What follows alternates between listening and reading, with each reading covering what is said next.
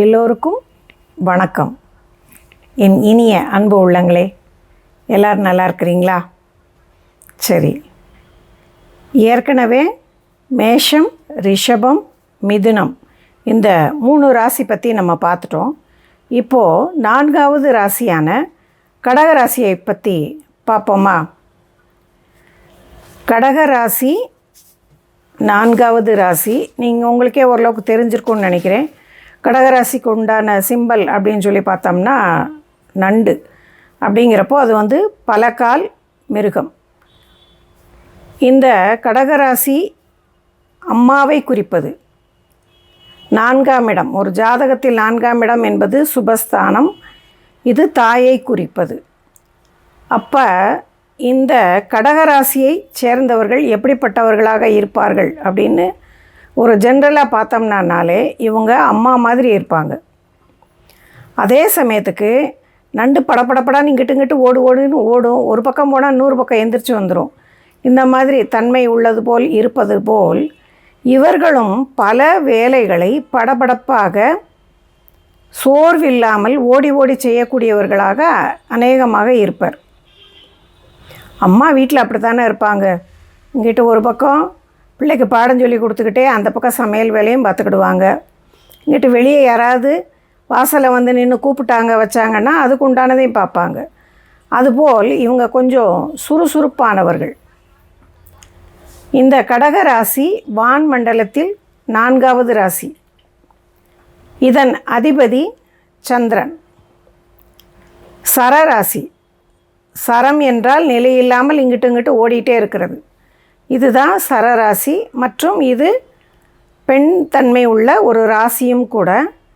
அதேபோல் இது நீர் ராசி, அதாவது ஜல ராசி.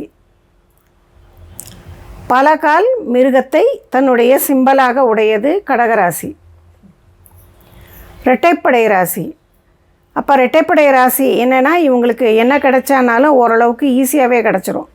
இந்த ராசிக்காரங்களுக்கு ஒன்று தகப்பன் சம்பாதிச்சு கொடுப்பாரு, அல்லது கல்யாணம் ஆனதுக்கப்புறம் மனைவி மூலமோ கணவன் மூலமோ ஒரு வருமானம் வரும், அல்லது நாளைக்கு பின்னாடி பிள்ளைகள் வந்துட்டாங்கன்னா பிள்ளைகள் மூலமாக இவங்களுக்கு ஓரளவுக்கு வந்துடும். அதாவது எப்படி இதில் ஒரு கணக்குன்னு சொன்னோம்னா, இந்த ராசிக்காரர்கள் சம்பாதிப்பதை தாண்டி தகப்பன் அல்லது கணவன் அல்லது பிள்ளைகள் இதன் மூலமாகவும் இவங்களுக்கு ஏதாவது ஒரு வகையில் அதிகமான பண வருவாய் கிடைக்கக்கூடிய தன்மை உடையது இந்த ராசி. இந்த ராசியில் உள்ளவர்கள் ஆணாக இருந்தாலும் சரி பெண்ணாக இருந்தாலும் சரி இதை நம்ம ஒத்துக்கலாம். சப்போஸ் இந்த ராசிக்காரங்க ஆணாக இருந்தால் மனைவி வந்ததற்கப்புறம் ஒரு மேன்மை இருக்கலாம், அல்லது மனைவி வழி சொத்துக்கள் அவர்களுக்கு வந்து சேரலாம். இந்த மாதிரி ஒரு ஆங்கிளையும் நம்ம இதை பார்க்கலாம். புனர்பூசம் நட்சத்திரத்தின் 4ஆம் பாதம், பூசம் நட்சத்திரத்தின் 4 பாதங்கள் மற்றும் ஆயில்ய நட்சத்திரத்தின் 4 பாதங்கள் என 9 பாதங்களை கொண்டது கடகராசி ஆகும்.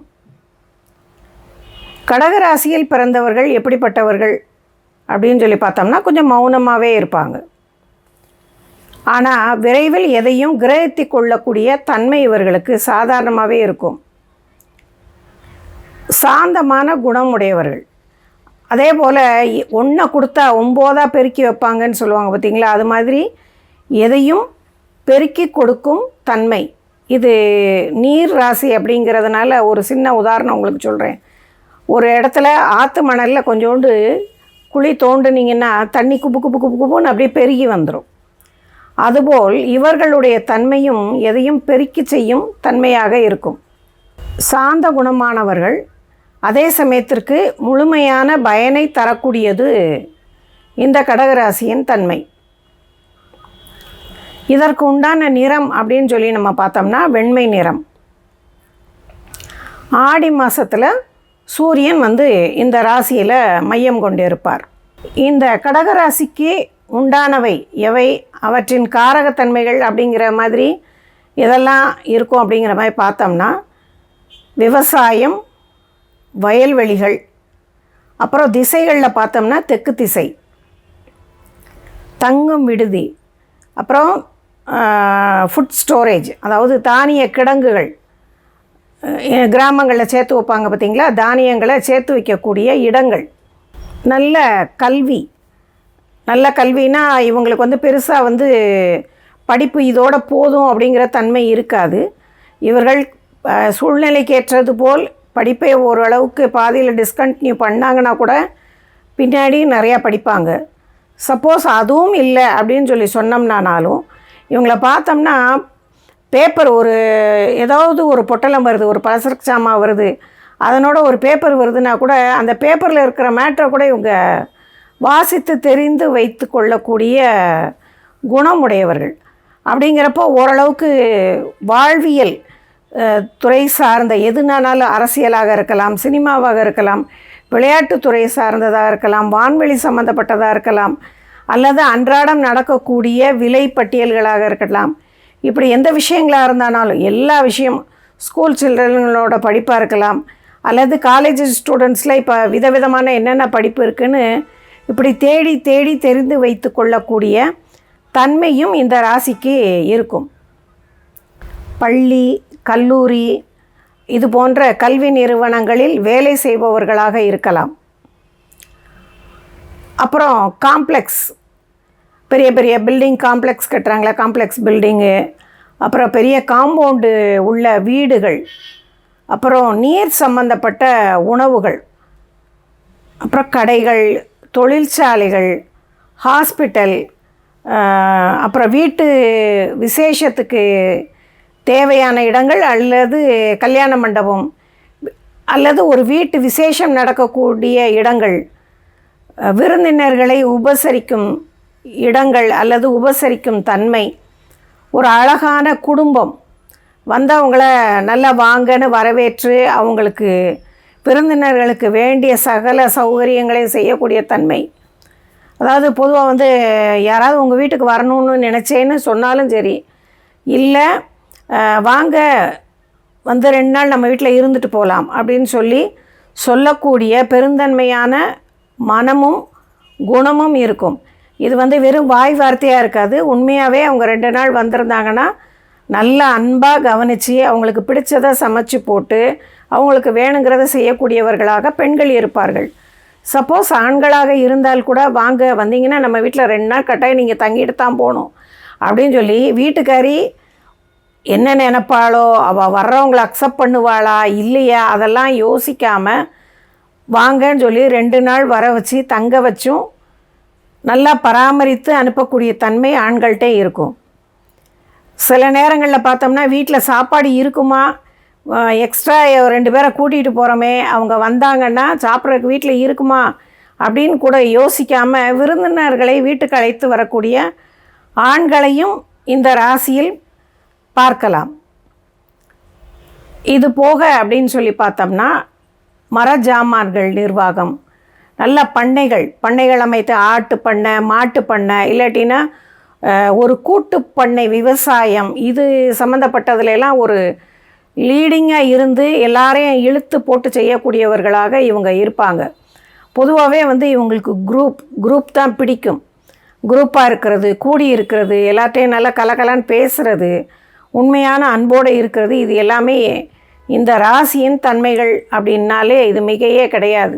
குடும்பம், உற்றார் உறவினர் இவங்களோட சேர்ந்து இருக்கிறது, சேர்ந்து வசிக்கிறது, அப்புறம் பெண்கள் வசிக்கக்கூடிய இடங்கள், அப்புறம் சொந்த ஊர், என் மண் அப்படின்னு சொல்லுவாங்க பார்த்திங்களா. அப்போ சொந்த ஊரில் வந்து போகணும் வரணும், அங்கே இருக்கிற இடத்துல ஒரு வீடு வாங்கணும், நம்மளுடைய சொந்த இடத்துல ஒரு சொத்து நம்மளுக்கு இருக்கணும் அப்படிங்கிற ஆர்வம் இவங்களுக்கு எப்பயுமே இருக்கும். பூமி சம்பந்தமான விஷயங்கள்லேயும் இவங்களுக்கு ரொம்ப ஈடுபாடு இருக்கும்.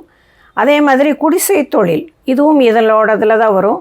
மற்றும் நம்ம சாப்பிடக்கூடிய ஆகாரம் எல்லாம் இதில் தான் வரும். இன்னொன்று டே டு டே லைஃபுக்கு நம்மளுக்கு தேவையானது எல்லாமே இந்த கடகராசியில் தான் வரும்.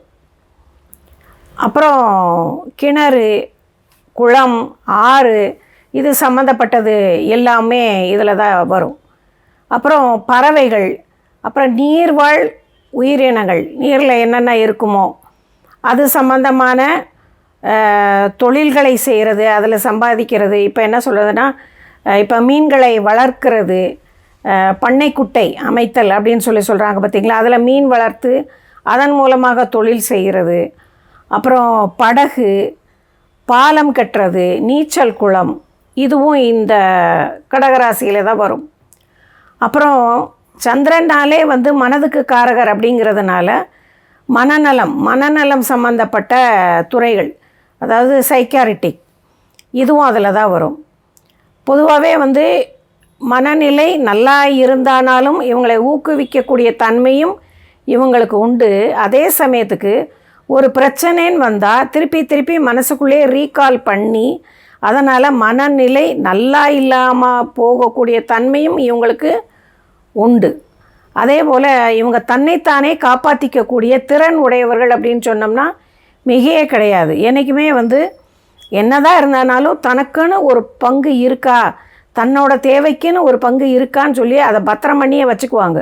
வச்சுக்கிட்டு தான் மித்ததை எல்லாருக்கும் கொடுப்பாங்க, மித்ததுக்கு எல்லாத்துக்கும் செய்வாங்க. ஏன்னா என்றைக்குமே இவங்களுக்கு பின்னாடி வரக்கூடியதை முன்னாடியே தெரிந்து கொள்ளும் திறனும் இருக்கும்.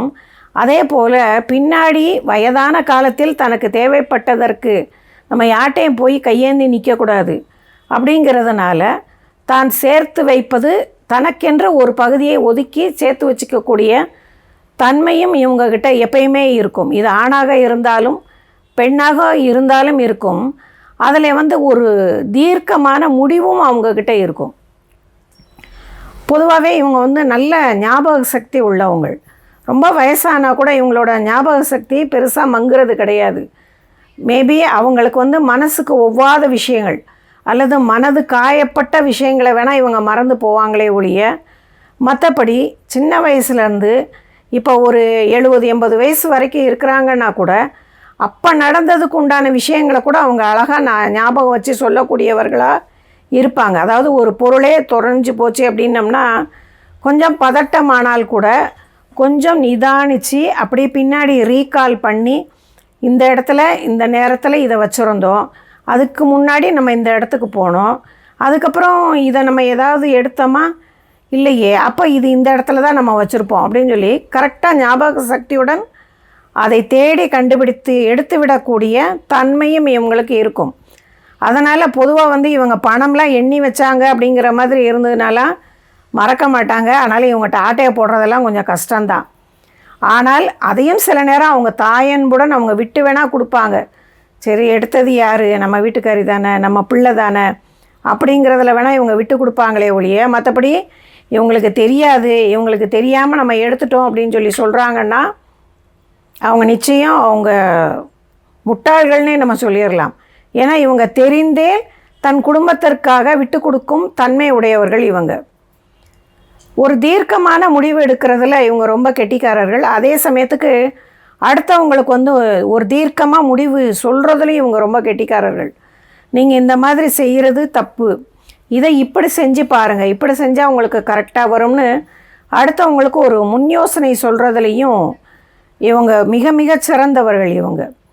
அதே மாதிரி தன்னுடைய தாயை பேணி பாதுகாப்பதிலும் தாய் நாட்டு பற்று அதிகம் உள்ளதிலும் ரொம்ப சிறந்தவர்கள் அப்படின்னு சொல்லலாம். மூதாதையர்களை இவங்க ரொம்ப மதிப்பாங்க. அதாவது மூதாதையர்கள் அப்படின்னு சொன்னோம்னா தன் தகப்பனார் தாய் மட்டும் கிடையாது, அவங்களுக்கு முன்னாடி உள்ளவங்க, அவங்களுடைய முன்னோர்கள், அவங்களுக்கு முன்னோர்கள், இப்படி என்னுடைய பரம்பரையே மிகச்சிறந்தது, அவங்களாம் அவ்வளோ கஷ்டப்பட்டு இவ்வளோ நல்லா வந்தாங்க அப்படின்னு சொல்லலாம். அல்லது அவ்வளவு விசேஷமான மிகச்சிறந்த குடும்பத்தை சேர்ந்தவன் நான் அப்படின்னு சொல்லக்கூடிய அந்த மூதாதையர்களை மிகவும் மதிக்கக்கூடிய தன்மையும் இவங்களுக்கு எப்பயுமே உண்டு. பொதுவாகவே இவங்க நாட்டுப்பற்று உடையவர்கள் அப்படிங்கிறதுனால அப் டு டேட் அரசியல் பற்றி தெரிஞ்சுக்கிறதுலையும் இவங்களுக்கு ரொம்ப ஆர்வம் இருக்கும். இது ஆணாக இருந்தாலும் சரி பெண்ணாக இருந்தாலும் சரி, அரசியல் சம்பந்தமான விஷயங்களை தெரிந்து வைப்பதிலும் அரசியல் சம்பந்தமான மனிதர்களை பற்றி பேசுவதும் இதில் இவங்க சிறந்தவங்க. இந்த காலகட்டங்களில் இதெல்லாம் நடந்துச்சு, இப்போ இந்த மாதிரிலாம் நடக்குது அப்படின்னு சொல்லி எல்லாத்தையும் கணித்து வைத்து சொல்லக்கூடிய தன்மையும் இருக்கும். பல முன்னோர்களையெல்லாம் நம்ம பார்த்தோம்னா ஒரு என்னுடைய முன்னோர்கள் அப்படிங்கிற மாதிரி சொல்கிறப்போ ஒரு என்ன சொல்கிறது, ஒரு சுதந்திர காலகட்டங்களில் வாழ்ந்த மனிதர்களாக இருந்து, அப்போ உங்களுடைய சுதந்திர போராட்ட சமயத்தில் உங்களுக்கு என்ன வயசாக இருந்தது, நீங்கள் என்னென்ன கஷ்டப்பட்டீங்க, உங்கள் அப்பா என்ன சொன்னாங்க, உங்கள் ஊரில் என்னென்ன நடந்தது, இந்த மாதிரிலாம் நம்ம கேட்டோம்னா சிலருக்கு தெரியாது. ஆனால் இவங்க பக்காவாக சொல்லுவாங்க, இந்தந்த வருடங்கள் இந்தந்த காலகட்டங்களில் இந்தந்த மாதிரிலாம் நடந்துச்சு, இந்தந்த அரசு இதெல்லாம் நடத்துச்சு, யார் யார் அந்தந்த காலகட்டங்களில் போருக்கு போனாங்க, யார் யார் இந்தந்த சமயத்தில் ஜெயிச்சு வந்தாங்க, அப்போ அவங்க கொடுத்த வாக்குறுதிகள் என்ன, இது முதற்கொண்டு சொல்லக்கூடிய தன்மையும் இவங்கக்கிட்ட இருக்கும். இதுவே நம்ம சொல்லிடலாம் இவங்களுக்கு எவ்வளவு தூரத்துக்கு அரசியல் நாட்டம்னு. இதில் கட்டாயம் இவங்க அரசியல் தொடர்பில் தான் இருக்கணும்னு அவசியம் இல்லை, அரசியல்வாதியாகவும் இருப்பதற்கும் வாய்ப்பு உண்டு. அதே சமயத்துக்கு கடக லக்னமாக இருந்து நமக்கு தெரிந்த ஒரு தலைவர் அப்படின்னு சொன்னோம்னா நம்ம கலைஞரையே சொல்லலாம். இது போல் அந்த அவர்களாம் பாருங்களேன் எவ்வளவு என்ன சொல்ல ஃபிங்கர் டிப்ஸில் வச்சுருப்பார், எதுவும் சொல்கிறதுக்கு இருந்ததுன்னா இந்தந்த காலகட்டத்தில் இதெல்லாம் நடந்துச்சு வச்சுச்சின்னு. அது மாதிரி தன்மை இந்த ராசியில் பிறந்தவர்களுக்கும் இருக்கும், லக்னத்தில் பிறந்தவர்களுக்கும் இருக்கும். லக்னத்தில் பிறந்தவர்களுக்கே இவ்வளோ இருக்கும்போது ராசியில் பிறந்தவர்களும் அதற்கு சமமான தன்மை உடையவர்களாகத்தான் அவங்க எப்பயுமே இருப்பாங்க. கொஞ்சம் தூய்மையான மனதுக்கு சொந்தக்காரர்கள் என்றால் மிகையாகாது. தானும் மதிப்பை விரும்புவாங்க, அதே சமயத்துக்கு அடுத்தவங்களுக்கும் மதிப்பை கொடுப்பாங்க. என்றைக்குமே தன்னை விட பெரியவர்களுக்கு சமமாக அநேகமாக உட்காந்துல இவங்க பேச மாட்டாங்க, நின்று பேசுவாங்க, அந்த மதிப்பு மரியாதையோடு பேசுவாங்க. வீட்டுக்கு வந்த மருமகனாக இருந்தானாலும் சம்மந்தியாக இருந்தானாலும் மதிப்பு மரியாதையோடு நடத்துவாங்க. அவங்கள பிடிக்குது பிடிக்கலை, அவங்களுக்கு பின்னாடி அவங்க செய்கிறது பிடிக்காத விஷயங்கள் இவங்க மனசுக்கு இருந்தால் கூட அதை பெருசுப்படுத்தாமல் அதை ஒரு என்ன சொல்லுது அவங்க கண்ணு முன்னாடியில் அதை காமிச்சிக்க மாட்டாங்க. ரொம்ப டென்ஷன் ஆனால் வேணால் அது வெளிவருமே ஒழிய மற்றபடி அவங்களுக்கு கொடுக்கக்கூடிய மதிப்பு மரியாதையை எப்போவுமே இவங்க கொடுப்பாங்க. கொஞ்சம் சென்சிட்டிவ் பர்சன் தான், உணர்ச்சி பெருக்கானவர்கள் தான். கொஞ்சம் டென்ஷன்னா எப்படி டென்ஷன்னா சந்தோஷப்பட்டானாலும் அதீதமாக சந்தோஷப்படுவாங்க, கவலைப்பட்டானாலும் ரொம்ப கவலைப்படுவாங்க. அதே சமயத்துக்கு படப்படான்னு பேச ஆரம்பிச்சிட்டாங்கன்னு வச்சுக்கோங்களேன், அப்படியே மடை திறந்த வெள்ளம் போலன்னு சொல்லுவாங்க பார்த்தீங்களா, அது மாதிரி மனசில் உள்ளதை எல்லாத்தையும் ஒன்று விடாமல் அப்படியே கொட்டி தீர்த்துருவாங்க. அப்படிப்பட்ட தன்மையும் இவங்களுக்கு இருக்கும். பிறருக்கு உதவக்கூடிய குணம் இவங்கக்கிட்ட எப்பயுமே இருக்கும். ஏன்னா இந்த ராசியின் தன்மையே சந்திரன் அப்படிங்கிறதுனால இவங்க அம்மா போல் தன்னால் முடிஞ்சதை உதவியை என்றைக்குமே மற்றவங்களுக்கு செய்கிறதுக்கு தான் அவங்க விரும்புவாங்களே ஒழிய, அதாவது தான் பிள்ளைகளுக்கு மட்டும் இல்லை, தன்னை சுற்றி உள்ளவர்களுக்கு. இவங்க பொதுவாக எங்கேயும் கோயிலுக்கு போய் அல்லது முதியோர் இல்லங்களுக்கு போய் அப்படின்னு சொல்லி செய்வதை விட, அது சில பேருக்கு சாத்தியம், அது எல்லோருக்கும் சாத்தியம் இல்லை, உண்மைதானே? அப்படிங்கிறப்போ இவங்க தன்னை சுற்றி உள்ளவர்களுக்கு ஒரு கஷ்டம்னா நான் இருக்கிறேன், என்னால் முடிஞ்சதை நான் உனக்கு தர்றேன் அப்படின்னு உதவி செய்யக்கூடிய தன்மையும் இவங்களுக்கு இருக்கும். அதுபோல் உதவக்கூடியவர்கள் யாராக இருக்காங்க, அவங்கக்கிட்டலாம் கொஞ்சம் தானமாக வாங்கி, ஒரு உடம்புக்கு முடியாத ஒரு பிள்ளை இருக்குது, ஒரு வைத்திய செலவுக்கு தேவைப்படுது, அதுக்கு கொஞ்சம் கொடுங்க அப்படின்னு கொஞ்சம் கூட யோசிக்காமல் நானும் இவ்வளோ கொடுத்துருக்குறேன், உங்களால் முடிஞ்சதை கொஞ்சம் கொடுங்க அப்படின்னு வைத்திய செலவுக்கோ படிப்புக்கோ கல்யாணத்துக்கோ இது மாதிரி வாங்கி உதவி செய்யக்கூடிய தன்மையும் இவங்கக்கிட்ட இருக்கும். எனக்கு தெரிந்தவர்லாம் ஒரு இதே ராசியை சேர்ந்தவர் தான். அவர் எப்படிப்பட்டவர் என்றால் இறந்தவர்கள் அதாவது யாரும் இல்லை, அனாதையாக இறந்துட்டாங்க அப்படின்னு சொன்னோம்னா 4 பேர்கிட்ட பணம் வாங்கி அவங்களுக்கு ஈமக்கரியை அவரே போய் செஞ்சு கொடுப்பார். அந்த மாதிரி தன்மை உள்ளலாம், அதெல்லாம் ஒரு பெரிய மனசு இல்லையா? அதனால் பெரிய மனசுக்கு சொந்தக்காரர்கள் இவர்கள் என்றால் இது மிகையே கிடையாது. அதே சமயத்துக்கு இவங்களுக்கு என்றைக்குமே இந்த தண்ணி பூமி சார்ந்தது அப்படி இல்லைலாம் இவங்களுக்கு எப்பயுமே ரொம்ப விருப்பம் இருக்கும். அதனால் என்றைக்குமே ஒரு தண்ணி உள்ள வீட்டில் வாழ்கிறதுக்கோ அல்லது தண்ணிக்கு பக்கத்தில் வாழ்கிறதுக்கோ அல்லது விவசாய நிலங்கள் வாங்குவதற்கோ சொத்துகள் வாங்குவதற்கோ மிகவும் விருப்பம் உள்ளவர்கள்தான் இவர்கள். என்றைக்குமே பழைய நினைவுகளை அசை போட்டு கொண்டே இவங்க இருக்கக்கூடியவங்க. பழைய நினைவுகளை அசை போட்டுக்கிட்டே இருக்கிறவங்க அப்படிங்கிறதுனால மேக்சிமம் இதில் சந்திரன் நல்லா நிற்கிது, இந்த ராசியிலேயே ஆட்சி பெற்று நிற்கிறவங்க அப்படின்னு சொல்கிறப்போ இவங்க ஓரளவுக்கு தன்னுடைய கஷ்டத்தை தாண்டி வர்றதுக்கு முயற்சி செய்வாங்க. சப்போஸ் அந்த சந்திரன் பலம் குறைந்தவர்களாக இருந்தால் இவர்களுக்கு மனோவியாதியும் வருவதற்கு வாய்ப்பு உண்டு. சந்திரனுக்கு காரகம் குளுமை அப்படிங்கிறதுனால இவங்களுக்கு நுரையீரல் சம்பந்தமான நோய்கள் அல்லது தலைபாரம், சைனஸ் சொல்கிறாங்க பார்த்திங்களா, அந்த மாதிரி உள்ளது, அல்லது வீசிங், இந்த மாதிரி நோய்கள் வருவதற்கும் இவங்களுக்கு வாய்ப்பு உண்டு. இந்த அன்பான குணத்தை கொண்ட கடகராசியில் பிறந்தவர்கள் உங்கள் வீட்டில் யார் இருக்கிறார்?